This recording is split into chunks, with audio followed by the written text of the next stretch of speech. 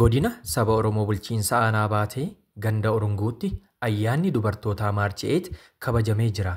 Bulchiinsa aanaa baatee ganda Urunguutti kabajni ayyaana dubartootaa Maarcheet akka addunyaatti yeroo 14affaaf akka biyyoolessaatti immoo yeroo 49ffaaf dhaadannoo jijjiirama hariifachiisaa fi itti fufiinsa qabuun hirmaannaan dubartootaa ni mirkanaa'a jedhuun qopheessummaa waajjira dhimma dubartootaa fi daa'immanii fi hawaasummaa aanaa baateetiin bifa ho'aa ta'een kabajamee jira.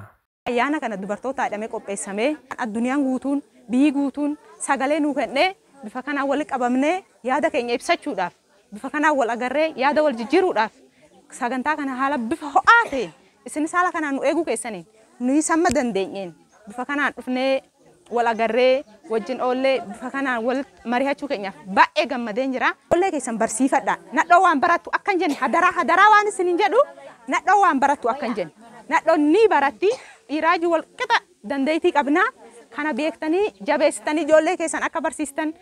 Kaayyoon guyyaa har'aa ayyaana kanatti kabaju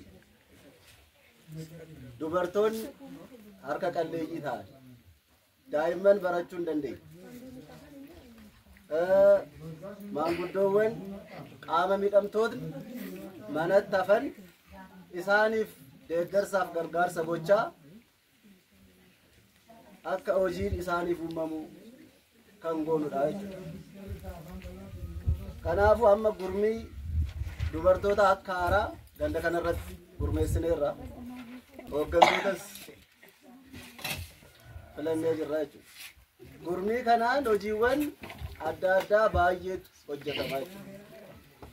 Keessumattuu dubartiin barumsa deessotaa barachuu qabdi.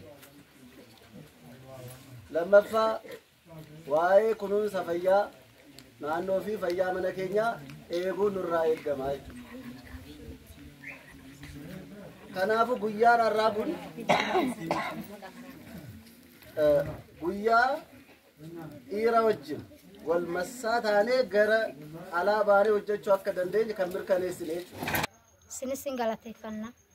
Ammas dammo akkuma kanaan Rabbii waggaa waggaan nu bihee eeganaa achi wal qixa dhiiraa wajjin nadhoo wajjin itaanee dirjit keenya kana midheegfannee itti fufuudhaaf ijoollee keenyas inxilli kutuurraahis ilkaan baasisuurraahis girrizaatirraahis of eegnee of eeggachiisnee warran wajjin jirus barsiisnee akkanaan akka itti fufnu har'a qobboynee dubartiitii keenya urgeetti mul'isneerra.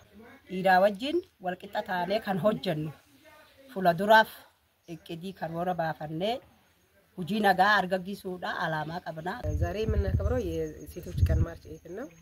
ሴቶች ከወንዶች እኩል ቤት ውስጥ እናትም ሆና ውጭ ላይም ደግሞ የውጭ ስራዎችን እኩል ከወንዶች የተሳተፈች የዋለች ትገኛለች። ይሄንን ቀጣይ ማስቀጠል ነው ያለብን።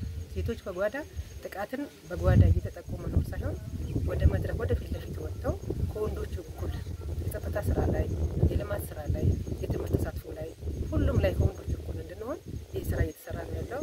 ቀጣይ የተጠናከረው እንደሚቀጥል ነው ይሄ መድረክ ዛሬ የተዘጋጀው እና የሴቶች ቀን ዛሬ በጥሩ ሁኔታ በ02 ኡሩንጉ ቀበሌ በጥሩ ሁኔታ በደማቅ ሁኔታ ተከብሯል። ደስ ብሎናል። እዚህ ኡሩንጉ ቀበሌ ላይ የመጣ ነው የሴቶች ማርቼትን ልናከብር ነው። በማክበሬ ሴት በመሆኔ በጣም ደስ ብሎኛል።